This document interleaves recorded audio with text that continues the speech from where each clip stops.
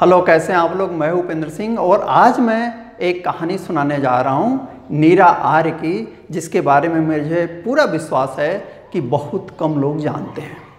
बागपत जो कि यूपी में है, वही बागपत जहाँ के शादी लाल ने भगत सिंह और बटुकेश्वर दत्त के खिलाफ गवाही दी थी और उनको सज़ा दिलाने का काम किया था। उसी बागपत में 5 मार्च 1902 को एक बच्ची का जन्म होता है जिसका नाम रखा जाता है नीरा आर्य। और इस नीरा आर्य ने नेताजी सुभाष चंद्र बोस के जीवन को बचाने के लिए अपने पति की हत्या कर दी। तो आइए हम इस पूरे कहानी को समझने के लिए आपको 121 साल पहले ले चलते हैं। 121 साल पहले, यानी जब सेठ छज्जूमल के घर उस बच्ची का जन्म होता है। सेठ साहब बहुत बड़े व्यापारी थे और इनका जितना यूपी में कारोबार था उससे ज़्यादा इनका कारोबार कलकत्ता में था। तो बाद में पूरा परिवार कलकत्ता शिफ्ट हो जाता है और नीरा की जो परवरिश होती है वह कलकत्ता में ही होती है। नीरा ने उस समय की जो परिस्थितियाँ थी, परंपरा थी, उस हिसाब से बंगाली सीखी, संस्कृत सीखी, अंग्रेजी सीखी और अन्य भाषाओं और विषयों का भी ज्ञान प्राप्त किया। आगे चल करके सेठ छज्जूमल ने उसके लिए एक वर का चयन किया जिसका नाम था श्रीकांत जयरंजन दास, जो उस समय पुलिस विभाग में, अंग्रेजों के पुलिस विभाग में सीआईडी इंस्पेक्टर के रूप में काम करते थे। लेकिन यहीं से समस्या शुरू हो गई और समस्या वैचारिक थी। एक तरफ उनका पति यानी कि श्रीकांत राजभक्त, अंग्रेजों का राजभक्त, और दूसरी तरफ नीरा राष्ट्रभक्त, यानी भारत की आज़ादी के लिए जीने और मरने की कस्में खाने वाली।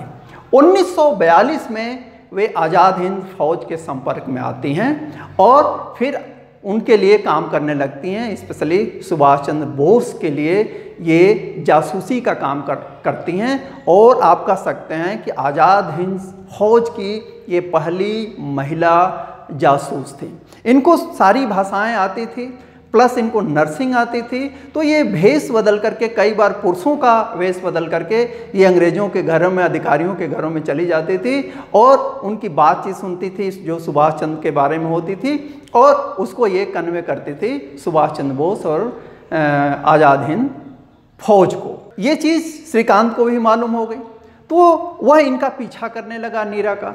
और एक बार जब वो मिलने जा रही थी सुभाष चंद्र बोस से, तो उसके पीछे पीछे उसका पति श्रीकांत भी जाता है और जैसे ही सुभाष चंद्र बोस आते हैं वह गोली चलाता है। लेकिन सौभाग्य की बात कि गोली सुभाष चंद्र बोस को नहीं लगती है बल्कि उनके ड्राइवर को लगती है। लेकिन यह देख करके ही उसी समय नीरा, उसके पास एक चाकू होता है और वह श्रीकांत के पेट में चाकू मार करके उसकी हत्या कर देती है। गिरफ्तार होना था।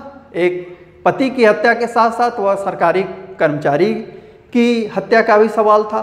तो 1943 में नीरा को गिरफ्तार कर लिया गया और अगले 3 साल नीरा के लिए बहुत ही टार्चरस थे। अंग्रेज बार बार पूछ रहे थे कि बताओ कहाँ पे हैं सुभाष चंद्र बोस, कहाँ पे हैं सुभाष चंद्र बोस। बाद में इनको अंडमान शिफ्ट कर दिया गया, वही जहाँ काला पानी की सज़ा दी जाती थी। वहाँ एक बार जेलर ने ये पूछा, रोज़ ही पूछते थे, टार्चर करते थे। तो एक बार नीरा ने कहा कि नेताजी हमारे दिल में है। तो उसने कहा कि तुम्हारे दिल में है तो हम तुम्हारे दिल को फाड़ करके देखेंगे। फिर एक लोहार मंगाया गया और उस लोहार ने सणसी से उनके एक स्तन, दाएं स्तन को क्या किया, काट दिया। लेकिन इतना अत्याचार सहने के बावजूद नीरा ने एक जुबान नहीं खोला नेताजी के बारे में। आज़ादी मिली, सभी लोग छूटे, नीरा भी छूटी। लेकिन हुआ क्या अपने देश के साथ दुर्भाग्य कि जिनको कभी एक लाठी नहीं लगी, जिन्होंने एक डंडा नहीं खाया, वे तो सत्ताधारी बन गए और जिन्होंने इतने बड़े बड़े अत्याचार सहे उनको साइडलाइन कर गया। जिंदगी इनकी ऐसे बीती कि बाद में हैदराबाद में इनको फूल तक बेचना पड़ा और 26 जुलाई 1998 को एक उस्मानिया हॉस्पिटल है, सरकारी हॉस्पिटल, उनमें गरीबी, उपेक्षा और अकेलेपन के साथ उन्होंने अपनी जीवन लीला समाप्त की। तो ये था नीरा का नीरा आर्य का जीवन परिचय, उनका कृत्य, और यदि आप उनके बारे में और जानना चाहते हैं तो उन्होंने किताब भी एक लिखी है, मेरा जीवन संघर्ष, जिसमें उनके बारे में आप पढ़ सकते हैं। ये हमारे ऐसे गुमनाम हीरो हैं जिनको यह देश भूल रहा है। अच्छी बात है कि स्वाधीनता के अमृत महोत्सव के तहत भारत सरकार ने नीरा आर्य को भी याद किया है। तो देखते रहिए, पढ़ते रहिए। Thank you very much.